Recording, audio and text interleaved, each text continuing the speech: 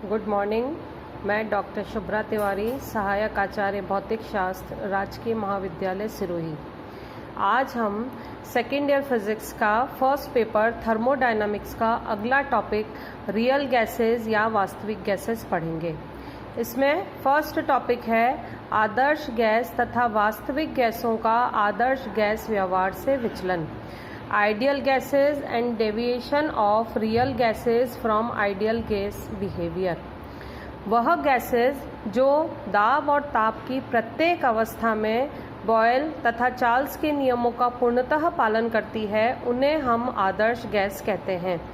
इसके आदर्श गैस के अणुओं का आकार गैस के आयतन की तुलना में बहुत ही कम होता है या हम उसको नगण्य मान सकते हैं, तथा गैस के अणुओं के मध्य कोई आकर्षण बल नहीं लगता है। अतः चूंकि गैस के अणुओं के मध्य कोई आकर्षण बल नहीं होता है, अतः आदर्श गैस की आंतरिक ऊर्जा पूर्णतः अणुओं की गतिज ऊर्जा होती है, जो कि केवल गैस के ताप पर निर्भर करती है। अर्थात आदर्श गैस की आंतरिक ऊर्जा केवल उसके ताप पर निर्भर करती है, न कि उसके दाब और आयतन पर। इसीलिए आदर्श गैस के लिए हम लिख सकते हैं आंतरिक ऊर्जा U is a function of temperature only. अगर हम चूंकि आंतरिक ऊर्जा केवल ताप का फलन है, तो हम del U by del V at constant temperature निकालेंगे तो भी हमें 0 मिलेगा, और del U by del P at constant temperature निकालेंगे तो भी वो हमें 0 मिलेगा। अर्थात नियत ताप पर आदर्श गैस के आयतन का नियत ताप पर आदर्श गैस के आयतन या दाब में परिवर्तन करने पर उसकी आंतरिक ऊर्जा में कोई भी परिवर्तन नहीं होता है। इसे जूल का नियम भी कहते हैं। साथ ही साथ आदर्श गैस को न तो द्रवित किया जा सकता है, न ही ठोस में बदला जा सकता है, क्योंकि द्रव तथा ठोस दोनों अवस्थाओं में अणुओं के मध्य आकर्षण बल लगता है। तो n मोल आदर्श गैस के लिए अवस्था समीकरण आएगा PV = nRT। चूँकि वास्तव में कोई भी गैस पूर्णतः आदर्श नहीं होती है, अर्थात कोई भी वास्तविक गैस जैसे कि ऑक्सीजन, नाइट्रोजन, कार्बन डाइऑक्साइड आदि आदर्श गैस नियम का पूर्णतः पालन नहीं करती है। विभिन्न गैसों के लिए इन नियमों से विचलन भिन्न भिन्न होता है। ऐसी गैसें जैसे कि कार्बन डाइऑक्साइड, अमोनिया आदि जो सुगमता से द्रवित हो जाती है, आदर्श गैस नियमों से बहुत अधिक विचलन दर्शाती है। इसके विपरीत स्थायी गैसें जैसे कि हाइड्रोजन, नाइट्रोजन, ऑक्सीजन आदि जिन्हें आसानी से द्रवित नहीं किया जा सकता है, साधारण ताप व दाब पर तो इन नियमों से कम विचलन दर्शाती है, लेकिन निम्न ताप व उच्च दाब पर यह विचलन काफ़ी अधिक हो जाता है। तो अगर हम PV और P के बीच में एक ग्राफ खींचें तो एक ताप होता है जिसे कि बॉयल ताप कहते हैं। वहाँ पर जैसे जैसे P का मान बढ़ाते हैं, PV का मान कांस्टेंट रहता है। बॉयल ताप के नीचे P का मान बढ़ाने पर पहले PV का मान घटता है, एक न्यूनतम बिंदु पर आने के बाद उसके बाद अगर P का मान और भी बढ़ाया जाता है तो PV का मान बढ़ता जाता है। और बॉयल ताप के ऊपर जैसे जैसे P का मान बढ़ाया जाता है, PV का मान बढ़ता जाता है। अतः हम लिख सकते हैं कि प्रत्येक गैस के लिए एक नियत ताप होता है जिस पर गुणनफल PV का मान दाब बढ़ने पर लगभग अपरिवर्तित रहता है। इस ताप को बॉयल ताप कहते हैं। बॉयल ताप के नीचे दाब P बढ़ाने पर प्रारंभ में PV का मान घटता है, तत्पश्चात न्यूनतम होकर पुनः बढ़ने लगता है, और बॉयल ताप के ऊपर दाब बढ़ाने पर PV का मान घटता है। ये तीनों जो रिजल्ट्स मिले हैं वो हम उस ग्राफ से कंक्लूड कर सकते हैं। अगला टॉपिक है विरियल गुणांकों की अवधारणा, कॉन्सेप्ट्स ऑफ वायरल कोफिशिएंट्स। वास्तविक गैसें जैसे कि ऑक्सीजन, नाइट्रोजन, कार्बन डाइऑक्साइड आदि केवल अति अल्प दाब, जिसको कि हम नियरली 0 मान सकते हैं, तथा उच्च दाब पर ही आदर्श गैस की भांति व्यवहार करती है, क्योंकि केवल उन्हीं ताप पर गैस के अणुओं के आयतन की तुलना में अणुओं का आकार नगण्य माना जा सकता है। तथा अणुओं के बीच की दूरी कुछ अधिक होने पर उसके मध्य आकर्षण बल को भी नगण्य मान सकते हैं। वैज्ञानिक ओन्स ने वास्तविक गैसों के लिए किसी भी नियत ताप पर दाब व आयतन के गुणनफल तथा दाब के बीच निम्न संबंध दिया था। उन्होंने कहा था कि PV होगा A + BP + CP² + DP³ और ये एक इनफाइनाइट सीरीज है। मान लीजिए यह इक्वेशन नंबर 1, जहां दाब P पर 1 मोल गैस का आयतन V है तथा A, B, C, D आदि दी गई गैस के लिए नियतांक होते हैं। इन नियतांकों को गैस के लिए वीरियल गुणांक कहा जाता है। इन गुणांकों का मान गैस के ताप पर निर्भर करता है और ये गुणांक घटते क्रम में होते हैं। जैसे कि गुणांक A का मान सबसे ज़्यादा होता है, उससे कम मान B का होता है, उससे कम मान C का होता है और ये भी एक इनफाइनाइट सीरीज होती है। प्रथम वीरियल गुणांक A का मान जो है वो RT होता है। निम्न ताप पर उन्होंने कहा कि निम्न ताप पर सभी गैसों के लिए B का मान ऋणात्मक होता है तथा ताप बढ़ने पर इसका मान बढ़ता जाता है। एक निश्चित ताप पर इसका मान 0 हो जाता है और तत्पश्चात ताप को अगर हम और बढ़ाते हैं तो इसका मान धनात्मक हो जाता है और बढ़ने लगता है। वह ताप जिसके लिए कि B का मान 0 होता है उसको गैस का बॉयल ताप कहते हैं। बॉयल ताप के नीचे चूंकि B का मान ऋणात्मक होता है, अतः समीकरण 1 में प्रारंभ में जबकि दाब P अति निम्न होता है तब CP² DP³ आदि पदों को छोड़ने पर हम ये कह सकते हैं कि P के बढ़ने पर PV का मान घटता है, परंतु P का मान अधिक होने पर उच्च दाब पर CP² भी प्रभावी हो जाता है। इसलिए P के बढ़ने के साथ साथ PV का मान बढ़ने लगता है। बॉयल ताप पर B = 0 होता है, इसीलिए हमारे पास इक्वेशन आती है PV = A, जो कि एक कांस्टेंट है, क्योंकि अन्य सारे टर्म्स जो हैं CP² DP³ उनका मान बहुत ही कम है और उनको हम नगण्य मान सकते हैं। अतः साधारण ताप तथा बॉयल ताप पर वास्तविक गैसें भी बॉयल के नियम का पालन करती है। बॉयल ताप के नीचे B का मान धनात्मक होता है, अतः दाब P के बढ़ने पर PV का मान प्रारंभ से ही बढ़ने लगता है, जो कि हमें ग्राफ से अगला टॉपिक है वास्तविक गैसों के व्यवहार की अणुगति सिद्धांत द्वारा व्याख्या। Explanation of the behaviour of real gases by the kinetic theory.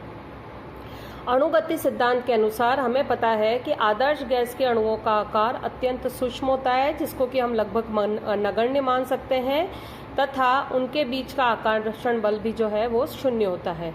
परंतु वास्तविक गैस के लिए यह बात सत्य नहीं है। वास्तविक गैसेस के आदर्श गैस बिहेवियर से विचलन के 2 प्रमुख कारण होते हैं। पहला कारण है वास्तविक गैस के अणुओं का आकार परिमित होता है और वास्तविक गैस के अणु एक दूसरे को आकर्षित करते हैं, इसलिए वास्तविक गैसें बॉयल के नियम का पूर्णतः पालन नहीं करती है। तो गैस के अणु अपने परिमित आकार के कारण स्वयं कुछ आयतन घेरते हैं, अतः किसी भी दाब P पर गैस का प्रेषित आयतन VI उस आयतन से अधिक होता है जिसमें कि अणु गति करते हैं। अतः या हम दूसरे शब्दों में कह सकते हैं गुणनफल PV का प्रेषित मान उसके वास्तविक मान से अधिक होता है। साथ ही साथ गैस के अणुओं के मध्य आकर्षण बल के कारण जब गैस का दाब बढ़ता है तो उसका आयतन घटता है, अर्थात अणु पास पास आते हैं। तो अणुओं के पास पास आने के कारण अणुओं के मध्य आकर्षण बल और बढ़ता है और यह आकर्षण बल उन्हें और अधिक पास आने में सहायता करता है। अतः किसी भी दी गई दाब वृद्धि के कारण आयतन में होने वाली कमी आकर्षण बलों की अनुपस्थिति में आयतन में होने वाली कमी से अधिक होती है। फलतः P के बढ़ने पर गुणनफल PV का मान घटता है। इस प्रकार अणुओं के परिमित आकार का प्रभाव तथा आणविक आकर्षण का प्रभाव एक दूसरे के विपरीत है। बॉयल ताप के नीचे अति निम्न दाब पर गैस का आयतन बहुत अधिक होता है, इसलिए अणुओं के परिमित आकार का प्रभाव जो है वो लगभग नगण्य होता है तथा आणविक आकर्षण के प्रभाव के कारण दाब P के बढ़ने पर गुणनफल PV का मान घटता है। लेकिन दाब जब बहुत अधिक हो जाता है तो अणुओं के परिमित आकार का प्रभाव जो है उसको हम अणुओं के परिमित आकार का प्रभाव जो है वो अधिक महत्वपूर्ण हो जाता है। इस प्रकार अणुओं के परिमित आकार का प्रभाव तथा आणविक आकर्षण का प्रभाव अधिक महत्वपूर्ण हो जाता है तथा आणविक आकर्षण का प्रभाव नगण्य हो जाता है, जिसके फलस्वरूप गुणनफल PV का मान न्यूनतम होने के पश्चात दाब P के बढ़ने पर बढ़ने लगता है। बॉयल ताप पर दोनों प्रभाव एक दूसरे को निष्फल कर देते हैं, अतः गुणनफल PV का मान P के बढ़ने पर लगभग अपरिवर्तित रहता है। और थर्ड पॉइंट है बॉयल ताप के ऊपर, चूंकि ताप अधिक होने पर अणुओं के मध्य गतिज ऊर्जा अधिक होती है, अतः प्रत्येक अणु अन्य अणुओं के आकर्षण क्षेत्र में बहुत कम समय के लिए रहता है। अतः हम ये कह सकते हैं कि आणविक आकर्षण का प्रभाव लगभग नगण्य हो जाता है, लेकिन अणुओं का तेज गति के कारण उसके द्वारा घेरे गए आयतन का प्रभाव अधिक हो जाता है। अतः अणुओं के परिमित आकार का प्रभाव अधिक महत्वपूर्ण हो जाता है, जिसके फलस्वरूप P के बढ़ने के साथ साथ ही PV का मान बढ़ने लगता है। अगला टॉपिक है वास्तविक गैसों का अवस्था समीकरण, जिसको कि वान डेर वाल गैस समीकरण भी कहा जाता है। Equation of state for real gases, van der Waals equation या van der Waals gas equation.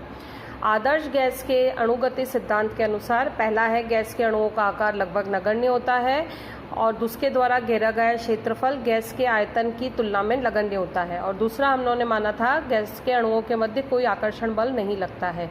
इस आधार पर जो अवस्था समीकरण दिया गया था PV = RT जो है 1 मोल गैस के लिए।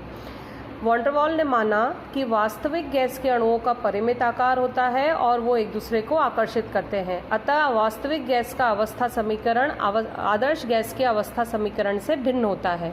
तो वान डेर वाल ने माना कि 1 मोल आदर्श गैस का दाब अगर PI है और आयतन PI है, तब अवस्था समीकरण होगा PI/VI = RT, जहाँ पर R जो है वो गैस कांस्टेंट है और T टेम्परेचर है। माना कि 1 मोल वास्तविक गैस का प्रेषित दाब P है और प्रेषित आयतन V है। तो सबसे पहले हम लेंगे कि अणुओं के परिमित आकार के लिए वजह से उसमें कितना संशोधन होता है।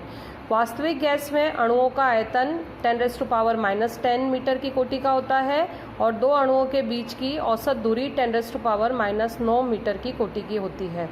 उच्च दाब पर और निम्न ताप पर जबकि हम ये कह सकते हैं कि गैस का स्वयं का आयतन बहुत कम होता है, गैस के अणुओं के परिमित आकार के कारण इसके आयतन को गैस के अणुओं के आयतन की तुलना में नगण्य नहीं माना जा सकता।